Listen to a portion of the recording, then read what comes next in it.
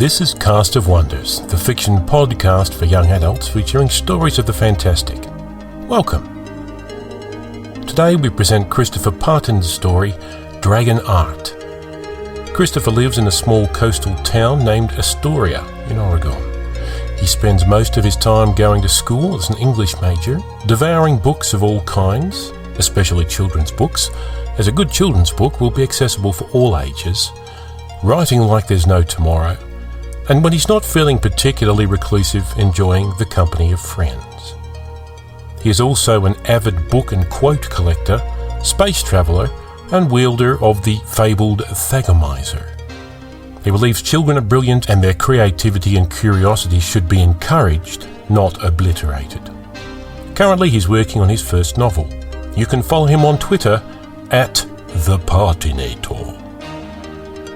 Your narrator today is Adam Black. And now, we've a tale to tell.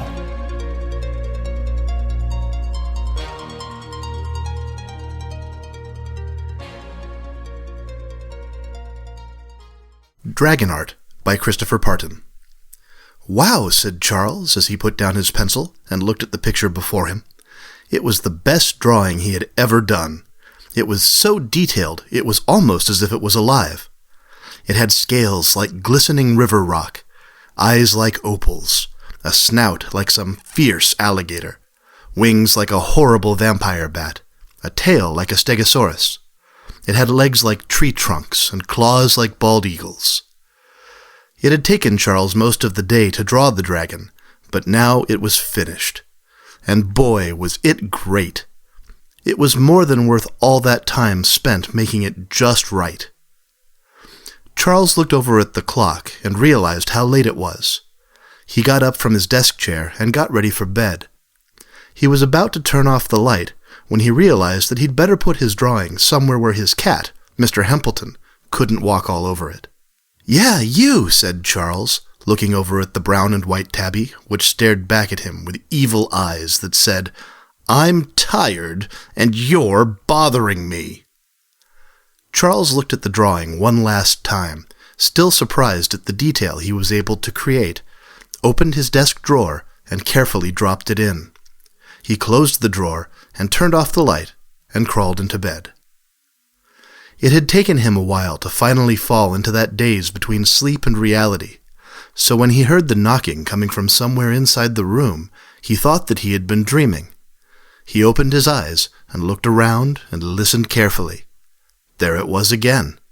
Knock, knock, knock, as if something was roaming around the room, something like a rat or a boogeyman. All of a sudden, Charles was nervous and a little scared, but he quickly scolded himself. "I'm 10 years old," he thought. "I shouldn't be scared of the dark, or boogeymen, or little itty rats skittering around looking for cheese. I'm sure it's nothing." But again the sound came. He looked around for Mr. Hempleton and noticed him sleeping at the end of the bed. It couldn't be a rat then, or maybe it was, and Mr. Hempleton was being lazy, which wasn't that unusual. Charles took a deep breath and got out of bed. "It's nothing," he reassured himself. He flicked the light switch on and slowly opened his eyes and looked around the room. There was nothing there. Even weirder was that as soon as the light turned on, the sound had stopped. Was he imagining it? Or was the thing that made the noise hiding? Eventually, he turned off the light and got back under the covers. Soon he was drifting in and out of sleep before he awoke with a start, because there was that noise again. He jumped out of bed and turned the light on, this time listening more carefully. "Who's there?" he asked. Mr. Hempleton looked up at him with a face that said, "Really? Really? I'm trying to sleep. Would you please shut up?" "Okay, this is ridiculous," said Charles. He knew there was something there. He walked around until he found the tennis racket his father had given him for Christmas a few years ago, which was one of those lame gifts parents sometimes get their kids. He had asked for a new art set, Mech Battle 5 for Xbox, and a couple of movies, and instead got a darn tennis racket. Now Charles was thanking his dad for the protective weapon. He tried to place where the sound had come from. "I know you're in here somewhere," he said. "Come out before I start swinging wildly. I'm not afraid of you." But even as he said it, he could feel his heartbeat rising and sweat building on his forehead. At first there was nothing, but then out of nowhere came an orchestra of noises, all coming from inside his desk. Charles was happy that it seemed trapped inside the drawer and not roaming about the room, but then he remembered his picture. His beautiful drawing could be getting ruined by whatever was invading his room. He quickly rushed to the drawer, flung it open, and looked anxiously inside. His drawing was still there, lying upside down, and looked okay, but he wouldn't be sure until he took it out and inspected it. And one thing he wasn't going to do was reach his hands in a drawer where some rat or alien or goblin or something could be waiting to bite his finger off. "Hello?" he said. Nothing. "Hello? I know you're in there, and I have a weapon, and I'm not afraid to bash you with it. Come out." Nothing. "Okay, here goes," said Charles as he raised the tennis racket above his head. He wasn't really planning on swinging down into the drawer, because doing so could ruin his picture. He only hoped to scare whatever it was. Okay, came a muffled voice. "Okay, whatever. Don't swing, you barbarian. I'll cooperate. Just put that thing down." "No. What do you think I am? Dumb? If I put the racket down, you'll jump out and attack me." "Why would I attack you?" Charles raised the racket even higher. "I don't know, but if you try it, I'll hit you right on the nose." "No need to get violent." "Come out so I can see you." "I can't." "What do you mean you can't?" There was a pause. "I mean, I can't. I'm stuck." "Stuck? Stuck where?" "Inside this blasted prison you put me in." "I didn't put you in any prison." "Yes, you did, and I demand out at once." Charles wondered what he was talking to. Certainly a person couldn't fit in there. Maybe it was a walkie-talkie and someone was playing a trick on him, but he doubted it. "Would you please put down the mace?" asked the muffled voice. "Not a chance," said Charles. He knew he'd have to deal with this himself. He very well wasn't going to leave the creature in there all night, and his parents would think he was crazy if he went to them for help. He slowly reached one hand inside the drawer while the other held the tennis racket, ready to strike. "I'm going to pick up the picture now. Don't move. Stay still." "I can't move, you pompy-headed moron. I told you, I'm trapped." Charles took a breath and was surprised by how much his hand trembled, but he still reached until he grabbed the edge of the picture and, just like a Band-Aid, pulled it out. He peered inside the drawer, expecting to see some filthy creature, but there was nothing inside except for pens and old toys. Are you invisible?" he asked. "I'm right here. Are you blind?" Charles yelped and dropped the picture to the ground. The voice of whatever had been speaking was coming from the drawing. The picture floated down to the ground and landed softly. Mr. Hempleton, deciding that the picture would be much more comfy than the bed and blankets, stood up, stretched, arched his back like a little mountain, jumped down, and plopped right down on top of it.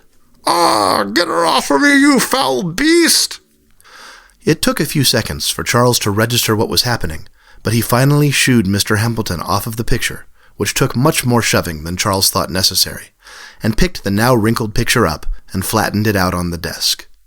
When he finally looked down at his drawing, he saw that, astonishingly, the dragon was moving. "You look like you're about to skewer me," said the dragon.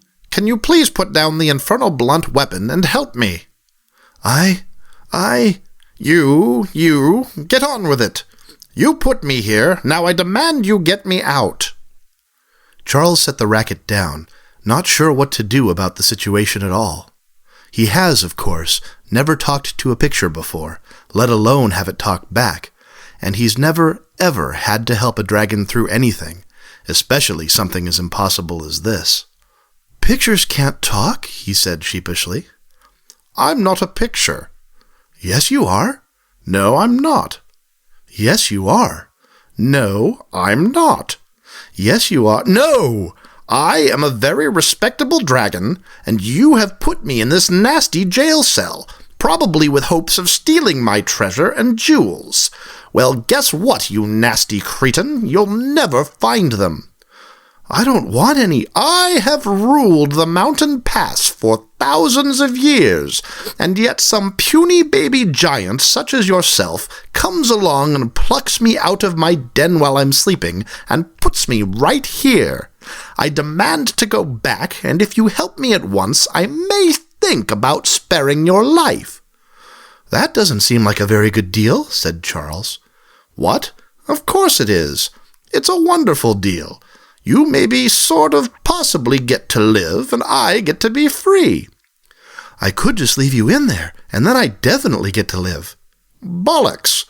I could escape from these shackles any time I want. It's only a matter of maneuvering. I was just giving you a chance to redeem yourself. Do it then. The graphite dragon, moving along the paper like an animation, smoke billowing out of its nostrils like silver smudges, started flapping his wings and pounding himself along the edge of the paper. Finally, after a few moments of this, exhausted and defeated, he slumped down to the ground. I can do it. I need to just take a rest for a moment. I don't know how to help you, said Charles, or else I would. Well, I can do it on my own.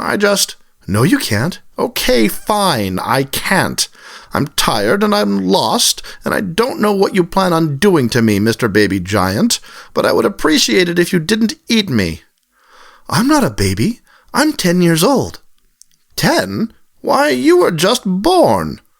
No way. I'm plenty old. I'm 13,436 and a half.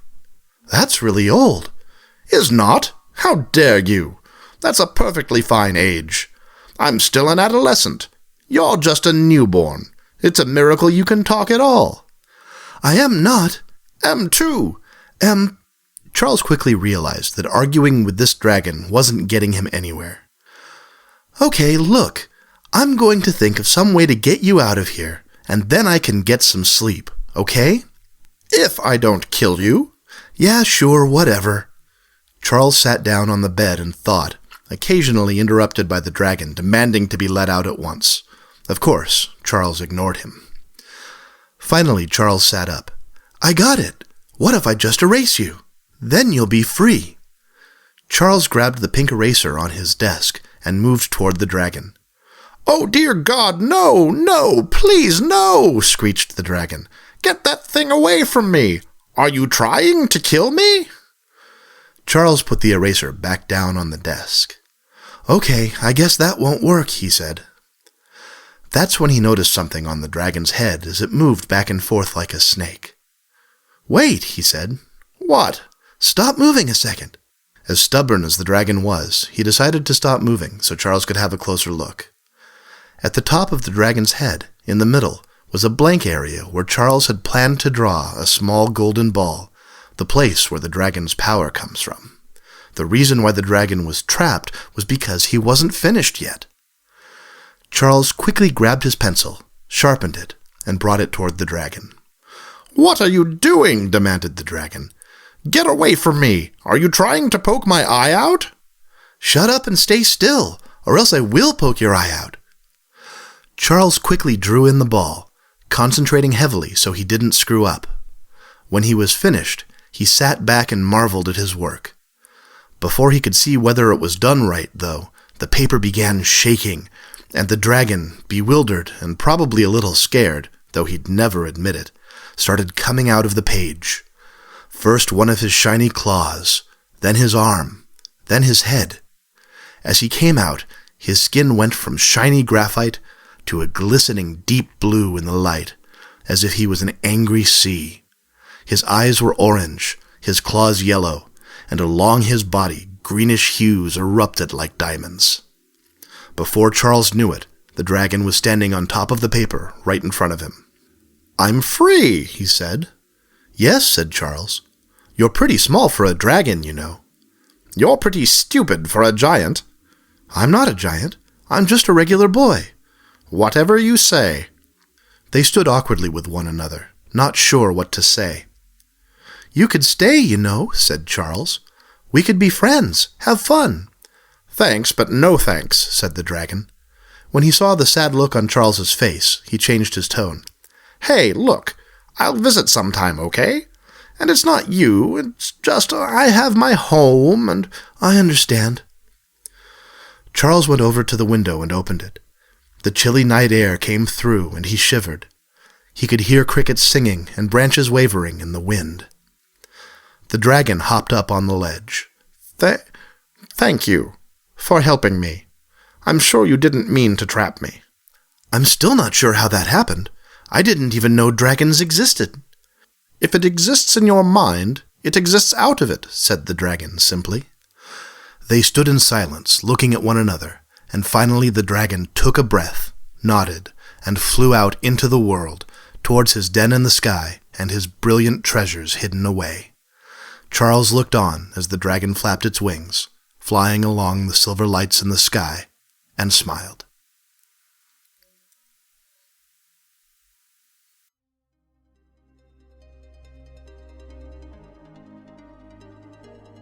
And so ends Dragon Art. Of this story, Christopher says, "Ideas and inspirations are fickle and slithery things. I'm not one to believe that I'm anyone special for coming across them. On the contrary, I believe everyone thinks of good ideas. It's only a matter of realising when you're having them. They are like wispy clouds or travelling balloons, if you will. One only needs to see one and be willing to reach out and touch it. Dragon Art was no different. I wanted to tell a story about a child coming in contact with the fantastic through artistic creativity. Children's imaginations are incredible. I wanted to show the beauty of such a creation and how it can turn into something much more than we bargained for." And what's your thoughts on the story? Do come tell us in the forums. Cast of Wonders is a production of Wolfsbane Publishing. The editor is Marguerite Kenner. The host and audio producer is Graham Dunlop. Artwork by Barry J. Northern. It's released under a Creative Commons Attribution, Non-Commercial, No Derivatives license. Share it but don't change or sell it. Theme is Appeal to Heavens by Alexei Nov from musicalley.com.